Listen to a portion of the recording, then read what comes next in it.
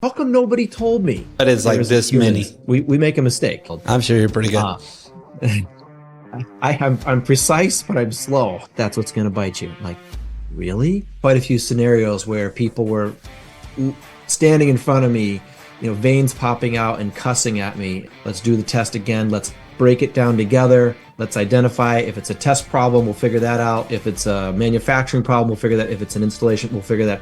What I promise you is that the process will tell us what we need to do. Now, another guy came along and said, you got me this time, but next time.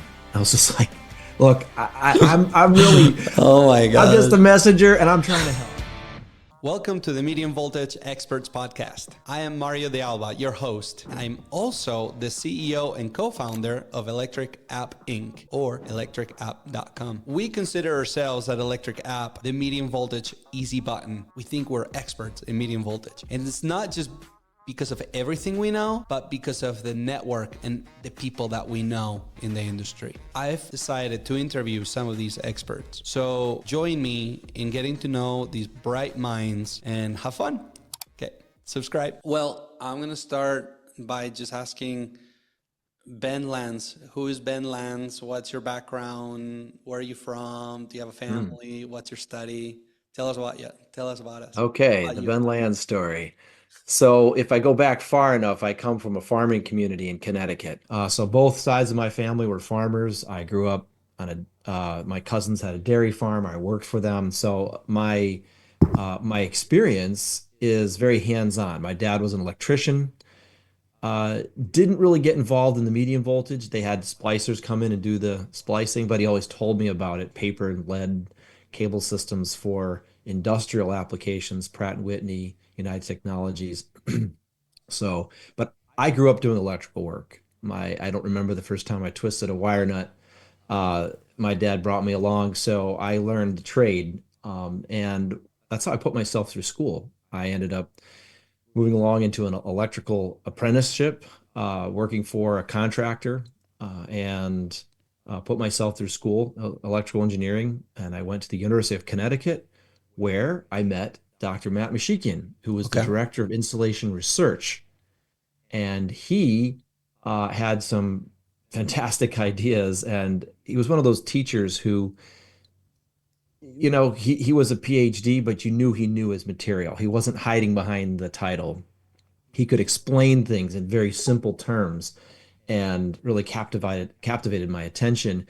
And at one point asked if anybody would be interested in supporting his work, building some electronics and so forth, and help really start a business he was starting to develop some diagnostics. He had a couple patents on diagnostics of what I didn't know was medium and high voltage cable.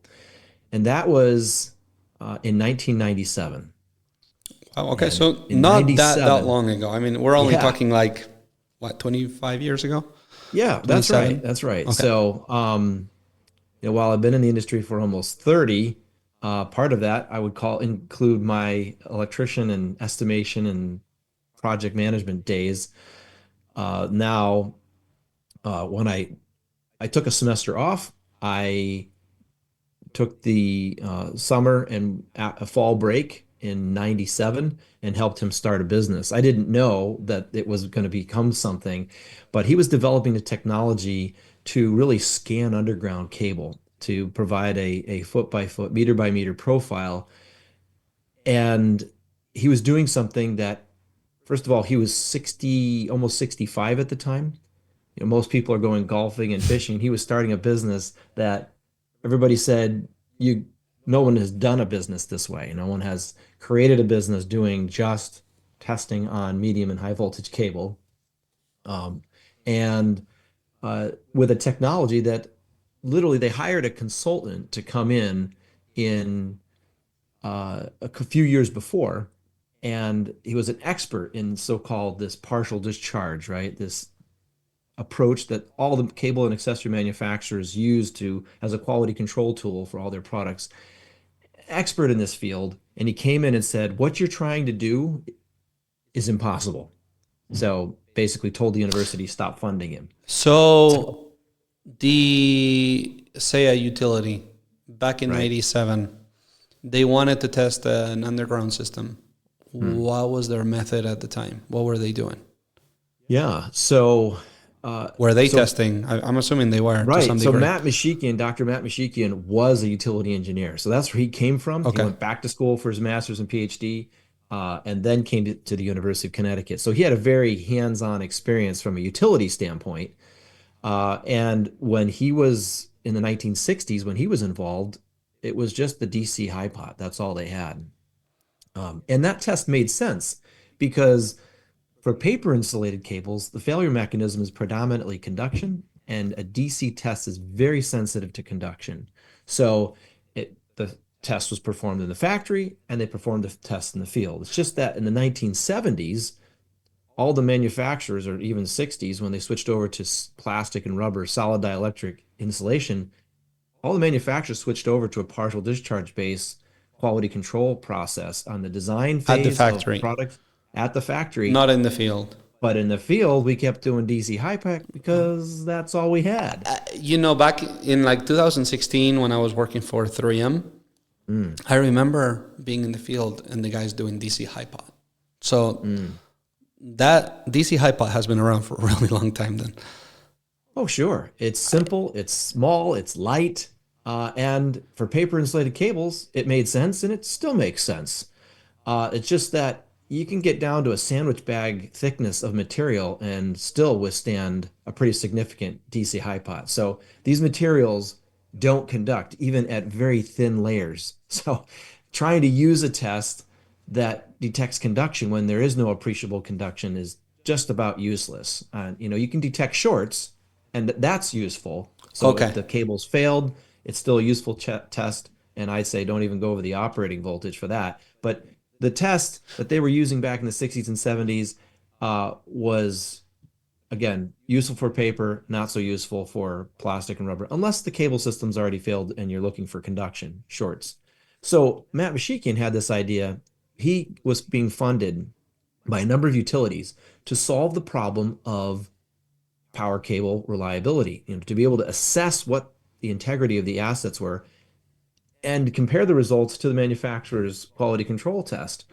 And the utilities were saying we need help in this area. So he was being funded to the tune of about $1 million a year to develop a technology at the University of Connecticut that could do this. Well, in the mid 90s, it was pretty primitive. It was literally in a 5 gallon pail, and that was the insulator was a 5 gallon pail. We put 50,000 volts on top of and we had a shield on the top of it was literally a cooking pot. It was go to the hardware store, search the cabinets in the kitchen and figure out something that would work because such a thing didn't exist before. So you were in college where you just had your undergrad at the time? Right, right. And I thought I'll go back for my master's and my PhD. Well, I got so involved in helping develop the company, develop the technology, and I was being trained by masters The of, guy, right? I mean, not just him, but people that wrote the books on the subject. So I just dove in and I never went back. So I So got cool. my electrical engineering degree and I took some graduate courses, but I never went back. And I have been participating in the industry, not only learning, just soaking up, but also trying to disseminate what I've learned along the way. And ultimately, over the last, say, 20 years, 25 years, really, I have been uh, attending the Insulated Conductors Committee, participating in organizations like NEDA, like the Seagray, and really just being a connector, connecting people, trying to solve problems. And it really has only been recently that I've started getting into grid investment. So I say I have a subject area that's an inch wide and a mile deep. Yeah. And then I have another subject area that's an inch deep and a mile wide, which is really grid investment. And that's where organizations like Power Delivery Intelligence Initiative, PDI2.org, I was on the immediate past chair of that organization, and helping utilities make better decisions on grid investment, whether that be overhead or underground, making sure that they have a life cycle analysis. So they're making a life cycle decision as opposed to just simply upfront. I did not know that about you, that you were involved in that. That's super cool. Yeah, well, that's involved, I would say, not only in the planners and engineers, but also the regulators. Hmm. So I have organizations like the California Public Utility Commission asking me to come and present on national trends in undergrounding, and also the C-suite of and VP level of utilities. So I have really, again, this very narrow niche area where we can talk about uh, electrons and partial discharge, and I've got a subject area where it's more general utility investment. So if, and forgive my ignorance, right? So DC high pod, pass, no pass type of a test Hmm. versus PD and what you guys were building at MCorp, reliability, like this cable looks to, it's probably going to work for like 5 years and then it's going to fail right here. Or Right. is that kind of like the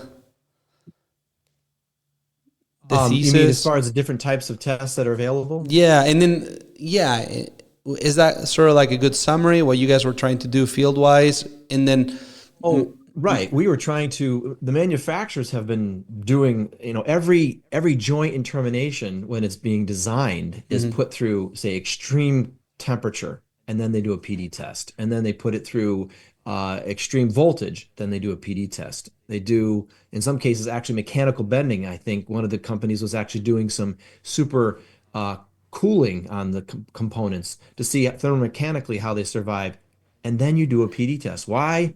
Partial discharge is that micro erosion process that you know very well that is, again, part of the failure mechanism. It is a symptom that the system is eating itself apart.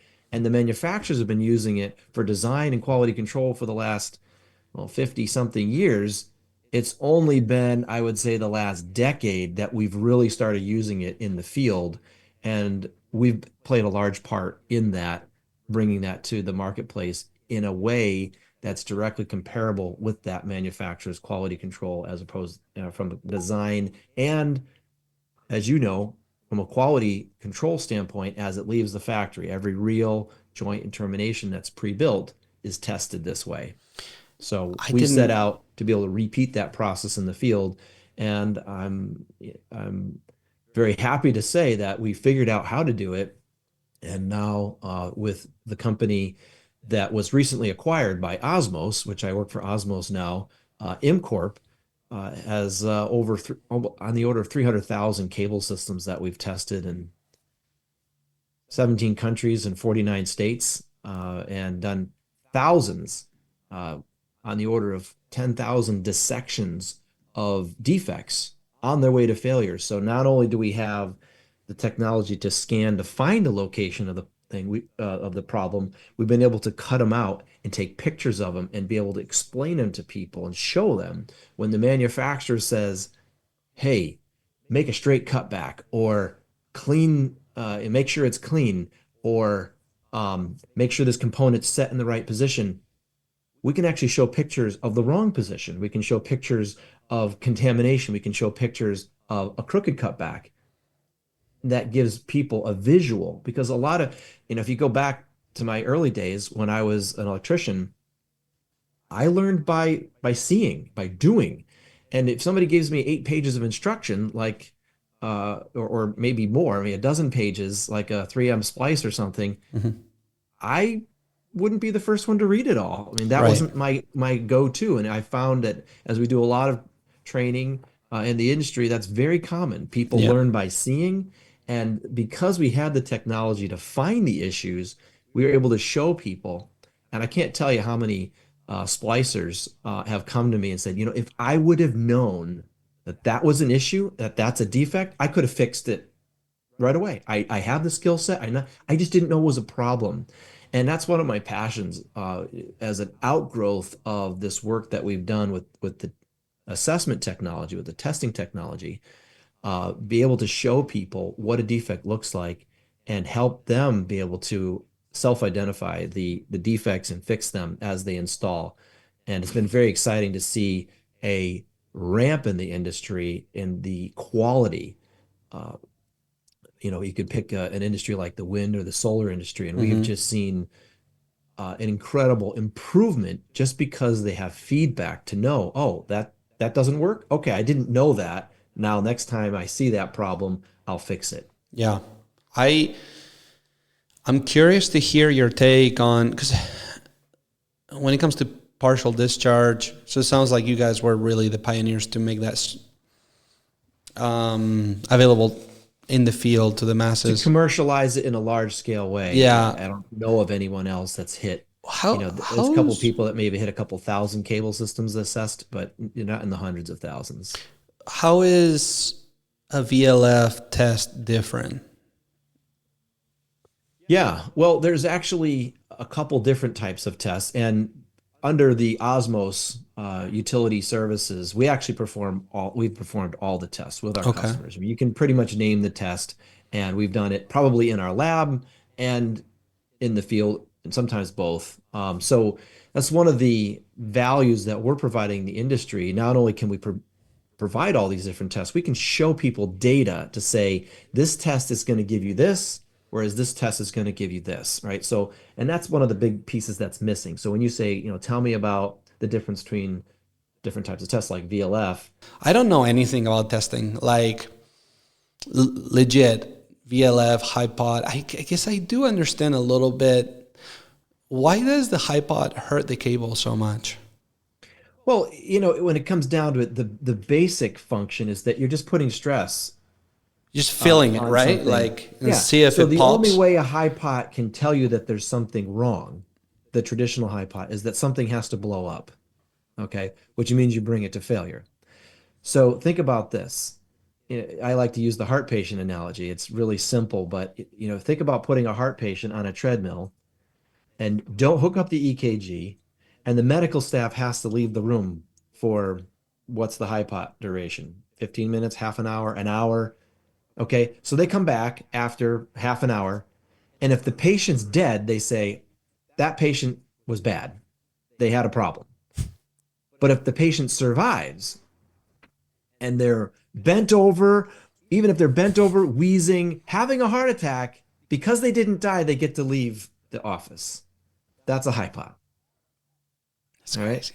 It's crazy because there's no feedback. You have no idea what you're doing to that system unless it blows up. So what about a Now, VLF? How does a VLF work? What's the so difference? VLF was invented by some Germans in a naval yard over in Germany. Okay. Submarines use VLF, very low frequency, to communicate. I don't know if you know that, but that's how they Yeah, I knew communicate. that. Yeah, they use very low frequency to communicate. So they knew how to like make a slow moving waveform, and they got the idea that okay, if we're going to get rid of um um somebody's here. My wife's taking care of a little kid here. Oh, sorry. Let me just put these in, otherwise I won't be able to hear anything. Anyway, and what they wanted is okay, you're going to take our DC set away. One, because it can't find most defects in solid dielectric insulation, and I can't detect it because there's very little of the defects have carbon associated or conduction associated with them. So you're going to take that away. Give me another box, something that's light, something that's small that I can energize cables with. And because modern cable systems fail by a process of erosion, partial discharge, I need a voltage source that can actually initialize partial discharge. See, DC doesn't create partial discharge. True DC, if it's steady state, there's no change in the waveform. The voids Yeah. charge up and nothing happens. You've actually got to change the charge and across a void in order to get an arc through that void, through the air, right? So the idea of changing the polarity with VLF does two things. One is DC is like a bulldozer, it just pushes charge in one direction. And it pushes charge into the insulation. And as it does, it all those little charges, they end up stacking up right at interfaces. So in between layers of heat shrink terminations or cold shrinks, or where there's say a water tree or whatever, wherever there's a change in dielectric, you get a stack of charges. And as those charges stack up, they create a higher stress, right where, in many cases, those changes of dielectric are where a defect is. So you're increasing the electric stress with a stack of little charges like little batteries right where you don't want it. Okay. So the reason the DC was a problem, especially for aged cable, is because it pushed like a bulldozer all these charges to the insulation. And when you went to turn the AC back on, now you have all these trapped charges, so-called space charge, and you're magnifying electric stress right where you don't want it. It's like all of a sudden you've created a whole bunch more cutbacks in the middle of your insulation that are not terminated. Now there's a lot more stress right here as compared to the insulation around it. And so when you turn the AC back on, you start alternating polarity, you're able to create partial discharge at a lower inception voltage because there's more stress there. It's like you put a whole bunch of needles in the cable all of a sudden. Now, the charge does dissipate over time, Sure. but it takes too long, and many people just energize it, and they during the energization process, even just that switch in, it would create this huge I have to turn the light on with. I saw that. That was cool. Uh, um yeah, it's dark here. They they would create this huge surge and create all new defects. There's actually a German scientist that has this really great image where he charges up a needle and charges up the system with space charge, and then he grounds the needle.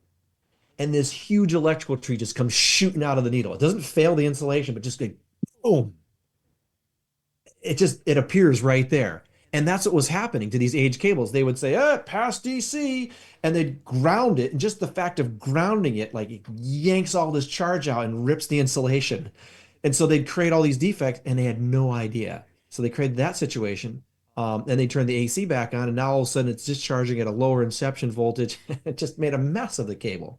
So they said, all right, DC, what we're going to do is instead of just pushing charge in one direction, we're going to reverse the polarity and pull it back. And that's what AC is. So VLF is zero point 0.1 hertz. That's half the cycle is 5 seconds pushing charge in one direction. Then you take the charge and you pull it back the other direction. So the idea is you're leaving less net charge in the cable.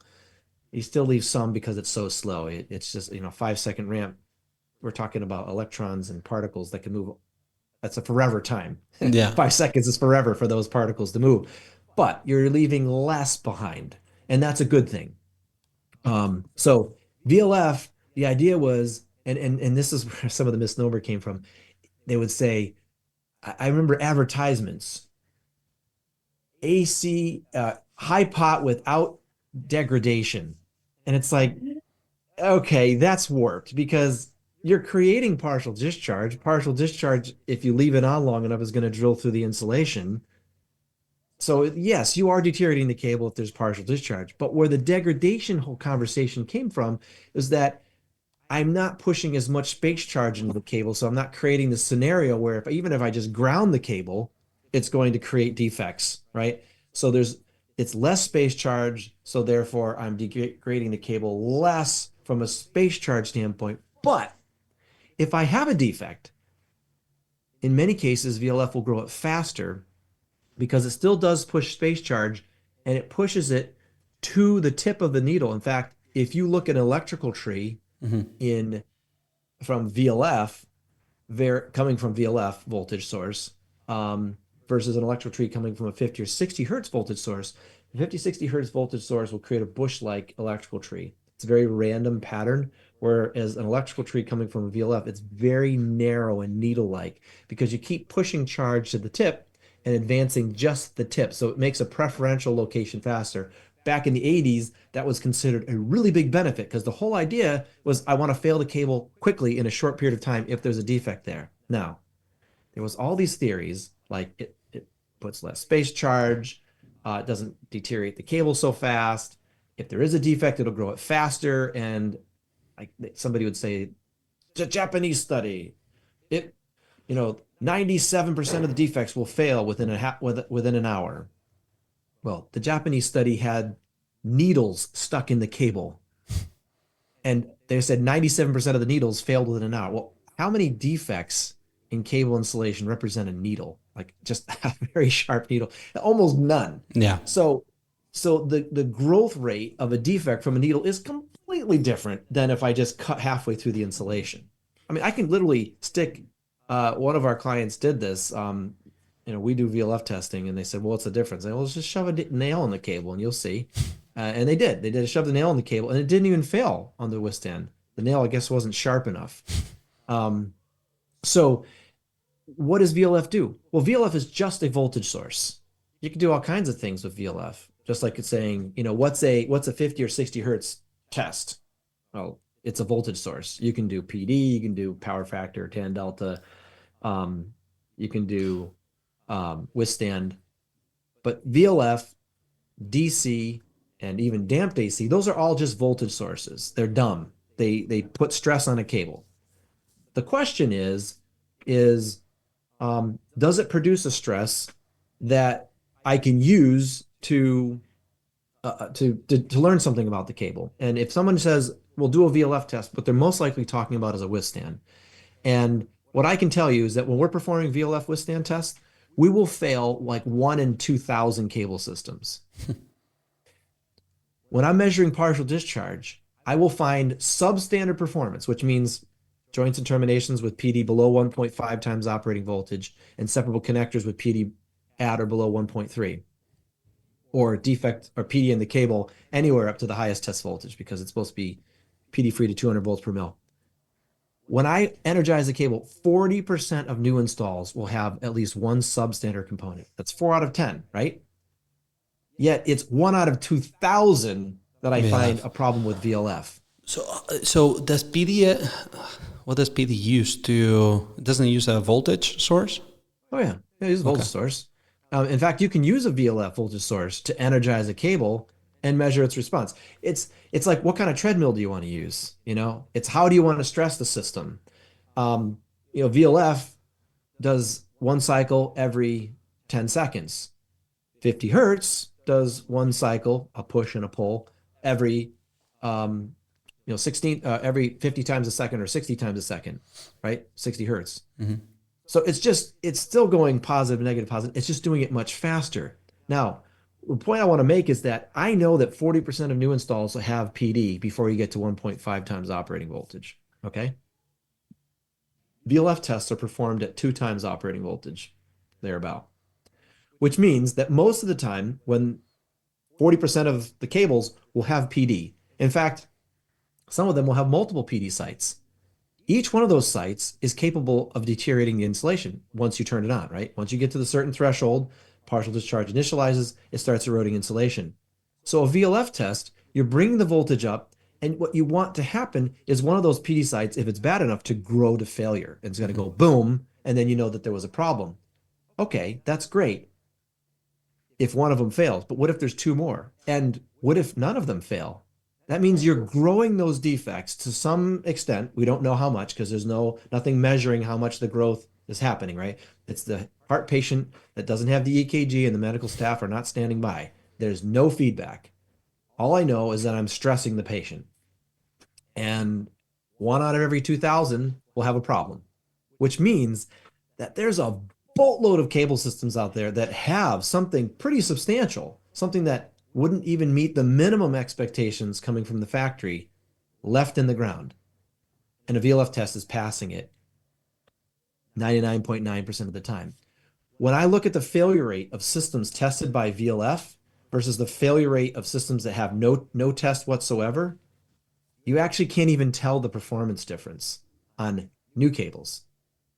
If you look at aged cables, the cables tested with VLF are often worse than if they had not been tested, because we're stressing defects, we're growing them, but because we don't know we're growing How do you we feel? didn't know that they were there and they didn't fail, we're making it worse. Most of the clients that we deal with, they don't love Incorp so much because I understand. they come and tell them that they did it wrong. Yeah. Where the And owners it's might not to like say you a little we don't more. make mistakes too, there is a human part of the process. Sure. And if somebody says, oh, I think I see the problem here, it could be that just that individual is looking at it incorrectly. Now, fortunately, the process goes through a quality control. And actually these days, because we have on the order of 300,000 cable systems that we test, we actually have an AI engine learning this. So, and we've Cool. been at that for 7 years. So it goes through an actual algorithmic analysis, and then a human checks it again before the final report goes out. So there is a quality control, and one in several thousand cable tests, we make a mistake. So it's not that But it's there like isn't this many. humans, Yeah. but it's very rare, Yeah. right? Yeah. Yeah. It's not what we find most often when someone doesn't like PD testing. Mhm. uh, it's often that they've had a bad experience where perhaps we've performed the assessment, left the site, and they open it up and they say, I don't see a problem. And in reality, in many cases, they don't recognize what a defect looks like because what do they know? Well, what would I know if I didn't have the experience? What I would say is that if there's no hole in the cable, then there's not a problem. That's the Yeah. simplest thing to say. But if you see a little tab on a cutback, you say, well, I've been installing these things for 25 years. I've been leaving tabs everywhere, right? But not realizing that, we used to have systems last maybe 20 years before they have their first fail, or maybe only 5 to 10 years. But when they fail, we now know that they're 10 times more likely to fail again because an aged cable cannot handle the electric stresses that come through the fault, that come from the fault location process, and often the emergency repair is not as good. So we've got an opportunity to fix something that probably would have only lasted, in some cases, only 5, 10. In some cases, it's only weeks. I have plenty of examples where things have only lasted weeks, but the individual didn't recognize it as a defect. And in many cases, people have been relying on DC high pot or the VLF test. And I can cut halfway through the insulation and pass these tests. So you can have an egregious problem, and the result is that I'll tell people that there's one thing worse than someone installing a cable system and energizing and saying, you know, I didn't make the cutback perfect, just like the manufacturer said, but it's still energized. So they get a false sense of security. The only thing worse than that is if they do something like a DC or a VLF test, because I can pass most problems in a cable with a VLF test. In fact, you want to do the experiment, take the termination off, leave a raw cutback, and it'll pass the VLF test. Okay. So if that's your measure of what quality is, it's like almost anything goes. And now I have not, I mean, it's been very rare to find a splicer. The vast majority of cases, they are people who care. I include myself, I do some splicing in the lab. But I'm not as proficient as the teams I see in the field. I'm sure you're pretty good. Uh, I'm precise, but I'm slow. I'm Yeah. Yeah. Yeah. horribly slow. You wouldn't make any money as me as a splicer, Yeah. I but hear I do know how to do it. you. Yeah. And I from my electrician days, I'm decent with the tools. I'm Yeah. just not as proficient. But anyway, when it comes to looking at these assets and working with splicers, I met so many good people who go home every day and wanting to do a good job. And I find that very often we have what we call the 10 root cause categories of cable failure. It's just some generic groups of defects. And when I'm doing training, I find that very often the splicers can't identify the all 10 root cause categories. They don't Is recognize that some of the other available to the defects. public Oh or yeah, is, it's on our website too. It's pretty generic, but it gives you a nice way to categorize different problems that we find and what they look like. It just gives you a certain view. And it's just examples. So it doesn't cover the whole spectrum of problems, but it gives you a sense of these are real issues. And yes, many of them will not fail tomorrow. In fact, they won't fail within the first year, perhaps the 1 year warranty, but 5, 10, 15, sometimes some people don't know is that a big part of our business is actually assessing aged cable, 30 to 40-year-old cable systems that most people would say, oh, just get rid of it. It's old, it's failing. And we're finding that 60, 70, sometimes 80% of those assets can be left in the ground, and they'll out and they'll perform just like brand new cable systems.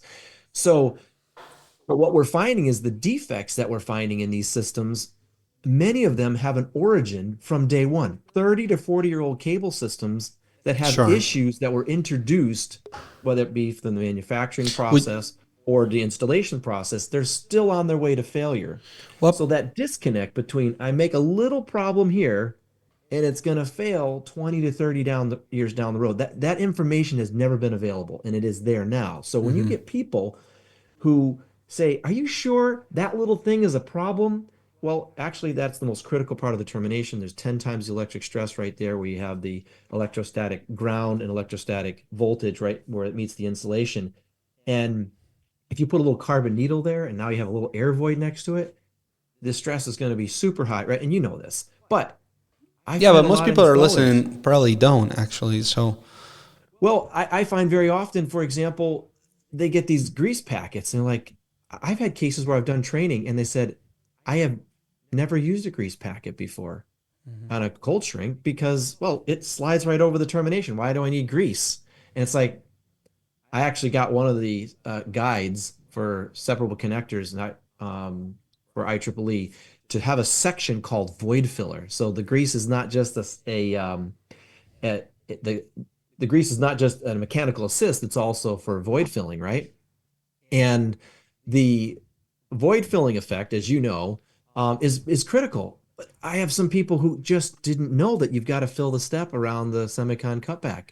Just didn't know it was that big of a deal. Well, until you have a test that can actually find down to a 10 mil air gap at the most critical part of the termination, you wouldn't know that That's if you so don't put a cool. You guys bead can do that. all the way around. What's that? I said that's so cool. You guys can do that. It's amazing. Yeah, but it can get frustrating, right? Somebody Sure. opens it up and it's like, that's a perfect cutback. That's perfect dimensions. It's clean. And then you go, okay, now look at the bottom. Now you see that little gap in the grease right there? That's what's gonna bite you. Like, really? Yeah. Oh, I just didn't know. Yeah. And now all of a sudden they're like, okay, I get it. I can put that grease all the way around. I'll make sure I have a bead there. And boom, all of a sudden they're not just barely passing, say 1.5 times operating voltage. Their splices are clean to 2 times operating voltage. There's no partial discharge. So, all of a sudden they're performing way beyond what the minimum expectations are just by some slight changes. But can you imagine if somebody realizes that they haven't been putting the grease in for 25 years? Yeah. You know how upset they would be with themselves, just how come nobody told me, right? Yeah. And I see that people go through that, the anger initially, like I don't believe you, to begrudging acceptance, to finally understanding, and then finally championing. We have a lot of folks in the industry who will champion a PD test because they'll say, look, I know I do good work, and if I'm missing something, I want to know about it. And I'm not going to have to throw the termination away in many cases, or the cable away. I'm going to take a kit, slide it off, or maybe you have to zip off a cold shrink. I'll put a new kit on. I'll fix the little tab or whatever it is, the grease problem, and I'm done. I'm off site. Can I ask you change topics for a second? Sure, sure, sure. Can we get a story from you? Like, can you think back Oh, of yeah. a failure Lots of stories. that Lots of that stories. really sticks out to you in your last 30 years? Can you, can you think of any failures that you're like, wow, that was like crazy. I can't believe I Yeah, saw yeah. that. Well, one of the stories that I tell people, and I have a graphic too that I show them. It's the graphic of a cold shrink termination.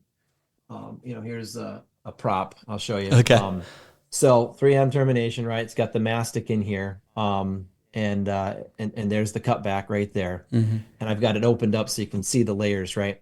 So what happened is someone installed a termination, cold shrink termination, and the stress control was set too high. Sure. Now, because there's a long skirt, it was covering. And one of our technicians took a picture of the termination and said every single one of the terminations in these cable systems, it was 4 3-phase cable systems. So all 12 terminations are discharging, right around the operating voltage. So this isn't even close. They're supposed to be Okay. partial discharge free to 1.5 times operating voltage per IEEE 48. That's the open air Right. termination. And a specification for IEEE, right? So there, the installer or the owner of the site, of this generation site, used to work for the contractor for 10 years. So they know these people. These are people that they've had lunch with, they probably went to company picnics with. They know them. And the guy says, "Look, I've been installing hundreds of these terminations. I'll stand by my work." And so the management did as well. And we said, "Well, they're all discharging really close to the operating voltage, some below operating voltage. There's a real problem here." Well, our technician took a picture and you could actually see, and you probably know the trick, right? When you see that little dimple just before The bulge the of the high K. right where the high K stops, it drops down to the insulation and it bumps out for the semicon. So you could actually You could see see that little that? hourglass shape. And I'm like, "Guys, there's a dimensional issue here." They're like, "Well, we think, this is installed right. Yeah. We'll prove it to you. We'll do a VLF test." I'm like, "Okay, guys, you could just take the terminations off and it would pass too." And they're like, "Well, no, no, no. This is industry standard test. We'll do it for you." They do it and it passes. Well, now the owner who trusts these people, and rightfully so, because he knows them, Sure. says, "What do I believe? I've got 12 cable systems. All the terminations are substandard per this test that I don't even know what it is. They claim it's comparable to the manufacturer's test or whatever. And I've got a known splicer that's been installing hundreds of these, if not thousands, experience telling me it's good. And they've got a test, another test that's per some industry IEEE guide, something or other." And they're sitting there, "What do we do with this information?" And within 3 weeks, the first termination fails, blows out. What do you know? Right by the cutback, wouldn't you know? And it's no surprise, right? It was a beautiful termination that had nothing to do with terminating the stress at the end of the cable, right? It was not doing its job. It was a beautiful covering. Yeah. Because what they do, they set them all to the perfectly wrong dimension. They're up about a half an inch too high on every single one of them. So they had a perfect dimension, but it was the wrong one. And they go, "Oh, that's right. We had this other kit in mind, and this is a different dimension." And Right. we'll go back and we fix them all. So they do. And we go back and retest them. And sure enough, a lot of them are passing standards now. Well, that's great, right? That's really fantastic. You can see the improvement. Everybody's excited, but some still don't. And they're like, "Oh, that's just frustrating." So they go and they start cutting the terminations off and sending me pictures. And they're showing me that they have the right dimension. And wouldn't you know, they send me a picture and the cutback has about a 1/4 inch tab sticking off it, like this hook sticking out. And they're showing me they got it right. And their tape measure sitting right next to this big old tab sticking off the semicon. I'm like, that is a story of the industry, right? Yeah. It's someone who's well-meaning, who's learning, who cares about their work, just doesn't know what a defect looks like. And I tell that story, and when I tell it to splicers, um, I always get chuckles. And I get chuckles from people that never knew about splicing before. Once I show them what a defect looks like and they see that and they get to the punchline of the story, inevitably I get laughter in the room. And I say, "Well, why are we laughing?" We're laughing because we know what a defect looks like. But can you imagine this installer trying to do his job and no one ever told him that that was a problem? And the test that he's relying on can't tell him because it can't find it. And he's going to go on and install another 1,000 terminations like this. And some of them are going to fail. And where are they going to fail? They're going to fail right where that little The tab stress is. line. Yeah. That's where it's going to drill right through. And it might be 5, 10, maybe 15 years from now. And they'll never get the feedback. What's been your experience the last 30 years? Terminations, T-bodies, load breaks, splices, inner cone terminations, European T-bodies. What is the accessory that tends to fail the most? Yeah, so obviously I'm not going to use manufacturer No. Yeah, right. names, right? And you wouldn't either. No. But as far as so I want to make sure we have Is there a the same trend, definition of I guess I failure. should say, or not so much? Well, I want to make clear when we say failure, you mean it's something that doesn't pass the test or that actually fails in service? Because we have both data. Yeah, you probably have. I don't know. I'll let you decide. Both, I guess. Well, I'll just say both. So by by and large, the first failure on a cable system is generally the accessory because And that's which accessory tends to be more so problematic? splices tend to be more unreliable than Splices. terminations. Okay.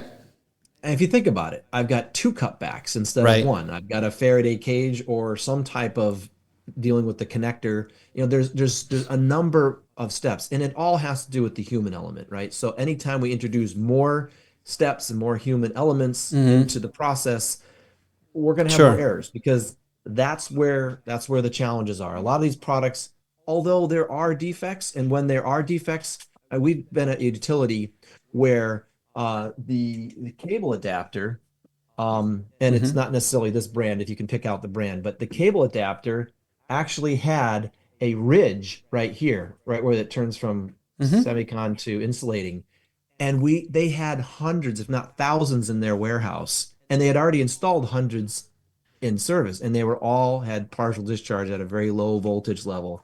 um, and so those kind of things happen, They but don't like those when ridges. manufacturing issues happen, it's it happens a lot, So but it's concentrated. But the do vast majority of issues are human installation issues for initially. for sure.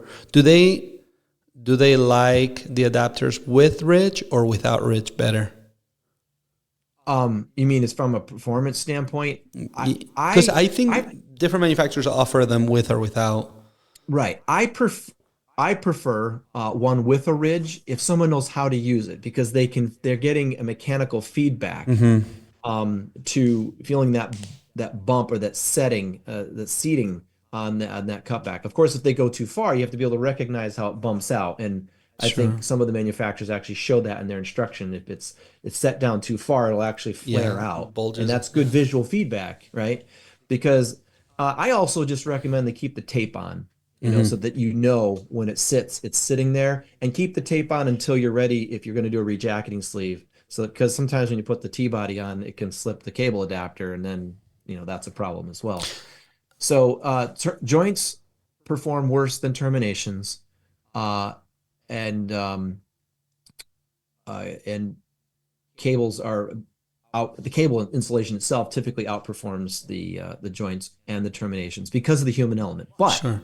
if we remove the human element through design and through commissioning, it's amazing. I have been able to show that uh, by spending a little bit of capital up front, installing a little bit of product, like using a shear bolt connector instead of a compression connector, we eliminate a whole series of issues, right? Really? The Okay. wire No, brushing I issue know. with high ampacity. It's cool to hear from an expert. Like, Well, from someone who's learned it the hard way. I mean, literally, we went out there, we assessed cable systems, we said they were good, and then they started failing, and we had to go back out and figure out why.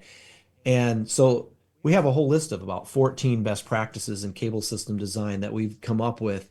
Uh, some of them are obvious, you'll know. But for example, we don't, for high ampacity applications, we recommend against using constant force springs. We recommend bringing the concentric neutrals out and over because we've just seen so many problems with that connection. And it's not that it can't be installed right, but it's difficult to install right. And there's so many ways to install it wrong. And even once you install it right, we can get corrosion, we can get mastics flowing in there. Other things can happen mm-hmm. even if it's installed right. So for high ampacity applications, if you're installing a shear bolt connector for your primary conductor and you're using a crimped connection for your concentric wires, the reliability of the splice from the connector standpoint all of a sudden takes a huge leap in In performance data, like that's in just what data. data And shows. then Okay. from an electrical insulation standpoint, now we use a partial discharge test to check to make sure that there are no voids, there's no stress enhancements, that we haven't damaged the insulation anyway, we've positioned it correctly. When you combine, and there's a couple others standard design recommendations that we have. When you combine these things, all of a sudden you get a real an amazing system that can perform 100 times better than if you just installed it. Literally 100 times. We have data that on like over 1,000 miles of cable watched over several years, and you can watch the performance difference. The typical cable system in utility speak fails at about 3 failures per 100 miles per year. If you use best practices in design selection and installation techniques, and use an effective quality control test, like what we call a specification, it's 9-word spec, offline 50 or 60 hertz PD test with 5 PC sensitivity. If you can do that, you're going to see a performance improvement of 100 times. And that's what the data says. Now, even if it was 10 times, that'd be fantastic.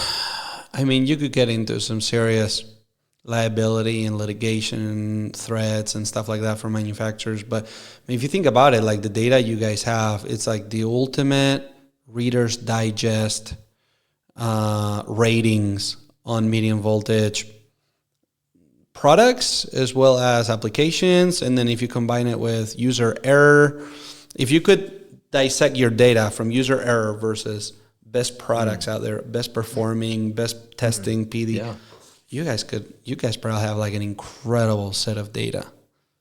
We do. That is unbiased. It is. So the test, it has a quality control process in its own, right? So it actually tells you whether the test was done right or not.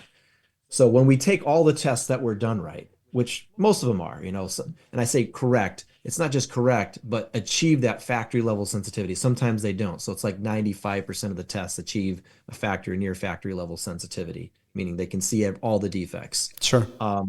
When you look at that data, it tells you a lot. And we have chosen to just really try to use it to educate the industry and to guide our owners. Do they ever come and ask you, like, I'm thinking of using 3M splices. What do you think about them? Yeah, and I'm using that example because they're probably like the name. I know.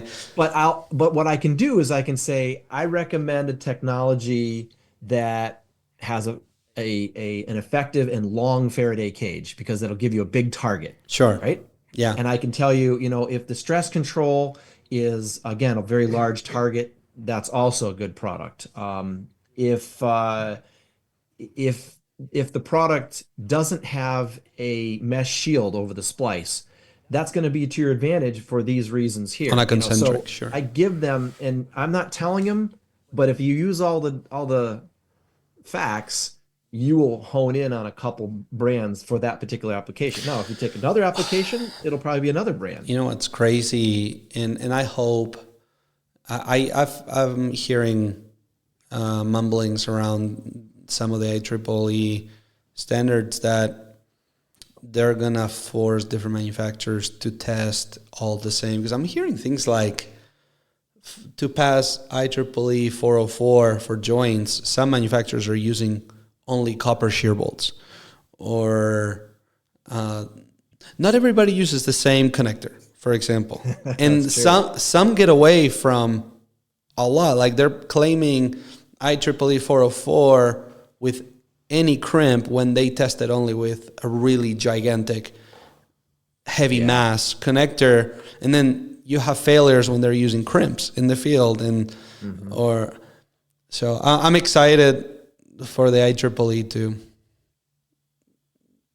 to put some standards to level the playing field too, but I joke with some of my colleagues, and I'll joke with you. I consider you a good friend and colleague, of course.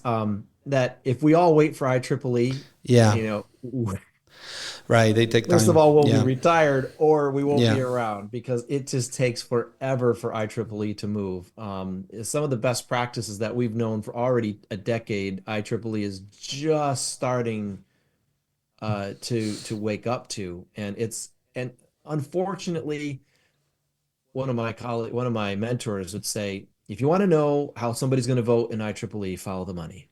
Mm-hmm. Sure. Because if you have a vested interest in a product or a service, I mean, you could argue the same with me, but people will see by my votes, I have voted with, however the data and the facts lie. I'm totally supportive of it, because, you only have your integrity. Oh, I can't even imagine the amount of stores you must have, because you guys probably get pulled into some pretty nasty situations where people are, this is his fault, this is their fault, this is the manufacturer, this is the wholesaler, and everybody's probably Yeah, and in some cases, people have really struggled because at the end of the day, it's who's going to pay, right? And I had I've had quite a few scenarios where people were standing in front of me, veins popping out and cussing at me. And I just had to say, sir, I can see you're really upset. And I know this is really frustrating, but we agreed on a process, right? Let's go through, let's do the test again. Let's break it down together. Let's identify if it's a test problem, we'll figure that out. If it's a manufacturing problem, we'll figure that. If it's an installation, we'll figure that. What I promise you is that the process will tell us what we need to do. And I have yet to go through that process where we haven't had a reasonable outcome. One time I had one guy come up to me. There was a couple of guys in the business, and one of the guys came up to me, hey, said, thanks for coming out to the site today. I learned something. We recognized what the problem was, and we'll make sure we fix it in the future. I mean, and another guy came along and said, you got me this time, but next time. I was just like, look, I'm really Oh my I'm just a gosh. messenger and I'm trying to help, right? I'm just really trying. And you know what? You know what it was? You know what it was? They had installed hundreds of T-bodies and they said no knives on the project. And so they didn't use a knife. They ended up using sandpaper, 120 grit sandpaper. Anytime they created a tab, a little step on the semicon, they didn't have a tool to straighten it out. And apparently they didn't know enough to straighten the cable or to make sure their splicing tool was tuned up, their scoring tool was tuned up to make a straight cut. And like, well, it's kind of impossible to do it at that level. And I'm like, well, actually there are people who know how to do this, right? Yeah. And can do it consistently. And if they don't, they know how to fix it. So, but anyway, I didn't know that, right? But what they were doing is they were using sandpaper to sand the tab so it was no longer a step, it was just a little bit of a ramp, a profile. And T-bodies, there were very few of them that were substandard. They just really did a great job. We got over, and this isn't a knock for 3M, but we got over to the substation. There are 3M terminations, and they have this mastic putty that's very thick, right? And they did the same technique. They made the little tab, they sanded it out. But when you sand semicon, it gets these little frays that stick off, and sometimes little grits and they were littering the semicon cutback with this 120 grit. Now, if you've heard of you have, of course, using sandpaper on a semicon cutback at transmission levels, but you go all the way down to 400 grit and make it, polish it, right? So yeah, you can use sandpaper, but as it turns out, and we found out later, and I read through the instructions, it says right in the 3M instruction, do not sand the semicon, but they were sanding the semicon, and it was leaving these little frays. And what that did is it created little voids right at the Right. semicon cutback. And it was annoying because the partial discharge performance, they were almost passing every time. It was just barely, like, instead of, the 5 picocoulomb cutoff was like 10, 15 picocoulomb. At 1.3 or 1.5 was like almost there, and it wasn't passing. And when we cut it off, we found these little frays sticking off. I'm like, guys, what's going on here? And like, oh, we used the sanding technique, and then it all came clear to me. The mastic can't get into all those little grooves, whereas the silicone grease it can actually flow in there, and it was filling the voids, How'd you whereas the guys fix mastic it? couldn't. What did they end up doing? Well, they went to make a cut, and sure enough, they make another step, and I'm like, and they were ready to put the termination. Like, hold on, and maybe even use sandpaper. I was like, all right, here's a technique, guy. And I took a little knife and I just went, and Yeah. I peeled off that little tab, made a little ramp, put the termination on. It passed with flying colors, and they went, okay, I get it, right? So with that, and this was one of the questions I wanted to ask you: knives or no knives? So I would say you want to avoid knives. So you want to do something consistently, uh, quickly, because that's where you make your money. Mhm. Really, the scoring tools are really where you need to be. And of course, when you get to bonded semicon, they've got to be the hand lathe. But you're going to make mistakes, and you got to have a technique Yep. all your techniques should be to avoid the problem, right? So straightening the cable, tuning your device, making I always try to do a sample cut a little higher up where I'm going to take the semicom You off gauge your and make tool. my, so I know that Yeah. my cutting tool is going the right depth. I'm going to be confident. And, once you've used that same cable, same reel cable, or you get comfortable with it, okay, that's fine. But make sure you develop that confidence on site. Because I've seen cases where the cable's out of round, semicon's a Yeah. different thickness, and the tool that you set up is all of a sudden not fine. I was just working with a contractor down in Florida, and they were fantastic. They did excellent work, except all of their knives were dull and crooked. And they were making all these little. I'm like, what? Why is every one of these cutbacks has these little like gouges and little things that are peeled off? And they like, I said, have you ever replaced the blades? Like, we didn't know that was a thing. Well, the next day I give them a lot of credit. They stood down. They got all new blades, and they did it. But before they had feedback, they didn't even know they were creating that problem over and over and over again. Of course, the test finds it, and it's like, that little thing makes it. Yeah, that makes a difference. Says the void filler can't get in there now because you got this little tab sticking off. Okay, I can fix that. I got to get rid of the carbon needle and remove the void. Got it. Um, so what we're seeing is that once people recognize the problem, and you ask me a question, I don't know if I'm answering it. But ultimately, once you get that feedback, once you get the knowledge, we were talking about the tools and the setup, Yeah. knives, that was it. Should we use a knife? Well, in some cases, a knife might be the best technique. And if the site has a rule that you can't have a knife, well, you better have another tool to be able to cut those tabs off because they are going to create that carbon needle, stress enhancement, and the void filler is going to have a tough time getting in there. And you're going to be your own worst enemy if you can't get rid of it. Yeah. I share the same mentality. I don't often share those thoughts with too many people, but as an engineer, you want to mistake proof as much as you can, right? Right. You want to use maybe the less preferential tool when you have to and Sure. know how to do it. Have that skill to use it. In some cases, you might have to. You don't have any more cable. You can't make another cutback, whatever it is. But I say learn to use a tool and do Yeah. it well. I like to watch, Nick Mueller with Of TV course. Yeah, connectivity. he's I love to fantastic. watch him do a cutback.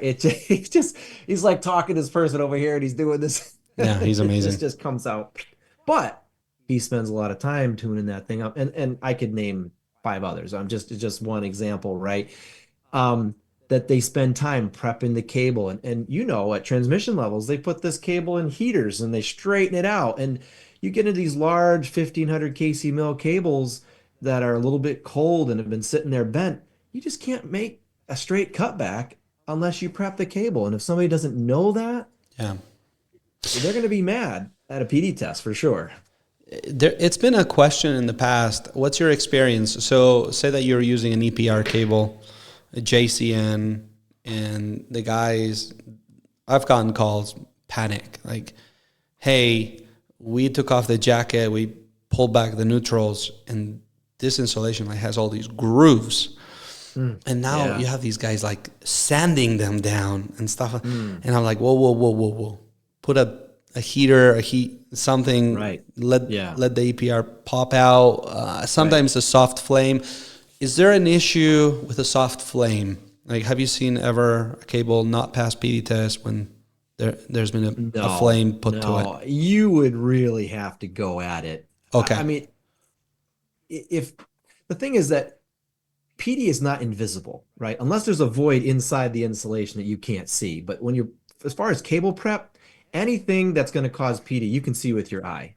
It might be small, it might only be 10 mils, 10 thousandths of an inch, but you can see 10 thousandths of an inch if you know where to look, right? If you know where those high stress areas are and what can cause it, you can identify it very quickly. But the likelihood, because did you know, are you familiar with what size void the manufacturers are allowed in cable insulation? No, I'm not actually. It's 3 mils, Oh, you know?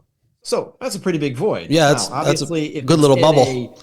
really high stress area, it may yield partial discharge. But that's right about where it becomes that the voids are getting small enough that they're not likely to cause partial discharge. You see, so there's a point at which the defect is so small that it can't create partial discharge. It's actually there's a physics principle that at some point, you think about it, like when you're making a hand tape splice, there's got to be little gaps between some of For those sure. overlaps.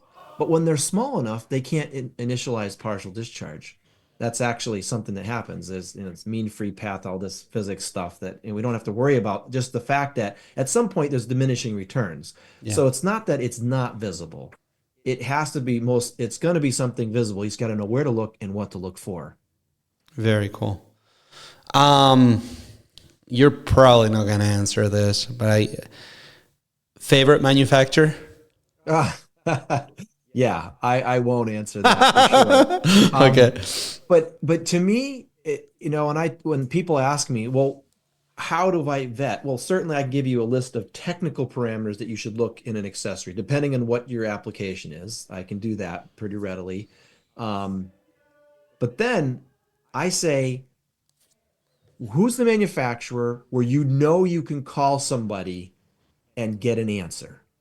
Because things happen, whether it be a missing part or a product, who is going to respond? And to me, after you've selected the technical aspect, the technical specification, it's who's going to have your back. And if you find a defect in their product, are they going to go, oh, well, that's not such a big deal? Or are they going to take care of it for you? That's to me a real, I have had cable manufacturers say, yep, you found 20 defects in our cable, but we're not going to proactively let our customers know about it. We're going to let them, if they have failures, they'll call us. And I just thought in my own mind, I would never work with a manufacturer like that. Ooh. What I want part of the contract is that, look, I won't penalize you. I will still work with you, provided you say you can fix the problem and we can work out some Ugh. deal. But I have had so many cases where there have been manufacturing issues. And listen, manufacturing issues are less than 5% of the defects we find in cable. 95% of them are human damage or installation damage. But and so it's about one in every couple thousand reels will have a manufacturing defect in it. So it's pretty rare, but when it happens, So crazy. it's like a That Christmas tree that's all over the place. But and often it's that whole batch of those reels. So if you can't track those reels, if you don't know that, um, it's something you really want to be able to do, and you want that manufacturer to own up to it. So to me, that's the biggest thing, and that's a real deciding point. Is someone going to have my back when something goes wrong? Because eventually it will. um is there any thought given to ever publicly release all the data you guys have? Um, we have tried, and we've had communications with some large, say, research organizations. Osmos is utility services, overhead poles, steel structures, concrete, and vault inspections, and transformers, and pretty much every aspect of utility services, aged and new, we participate from an expertise standpoint. Uh, and we're all about educating the industry. And with this organization, Power Delivery Intelligence Initiative, we are disseminating some of that information. But the whole database, I think, uh, perhaps the results database, because there's a results data, like what was the test result, um, and that's all tied to manufacturers and things like that. But there probably is a way to share pieces of that it's not doesn't get misconstrued and misunderstood. Someone didn't say, "Oh, well, the Yeah. supplier is I'm not going to go with the supplier because of the data." So, but I will say also, there's a number of suppliers that have dramatically improved their product. Like I remember working with Bill Taylor, Uh-huh. We Energies. Um, you know, we probably both consider him one of our mentors, right? I do for Um, sure. with 3M there, and we were working with We Energies, and they were finding terminations that weren't passing IEEE 48 in the field, open air terminations. And come to find out, they had an extra thick semicon step. And Bill purposely put more mastic in the terminations after learning that. And that was like almost 20 years ago. So cool. So we have seen really people coming together and learning from each other, using this as a feedback tool. Okay, we can make it pass in the lab, but when you have these kind of scenarios, the product doesn't work as well, or it doesn't compensate for human error or whatever it is. And now we've fed that back into the industry. There's manufacturers who have upgraded 20 plants with new guides because they kept damaging their cable and they didn't know it. That's been an area of passion for me, and we've publicized that data in some of our technical papers. So what are some of the defects that we're finding? What's the how often does it show up? And what are some of the errors the manufacturers What a are making, and how did they fix them? What a great example, right? Like, and Bill Taylor writes the standard. Like the guy, Yeah, the inventor of some of these technologies, and humble Right. enough to go back to a factory and increase the level of high K that he's putting in his terminations. right. So Yeah, very cool. impressive. So cool. Well, hey, really appreciate your time, dude. Like this, I know how Well, valuable it's your great time fun, is. right? We have a lot of fun in this industry, I and nothing know. like sharing our experience and hoping with a passion that we can help others, right? Yeah. Thank you so much, Ben. Appreciate your You're time, welcome. man. You're welcome. Okay, and that's where we're gonna end it. Sure.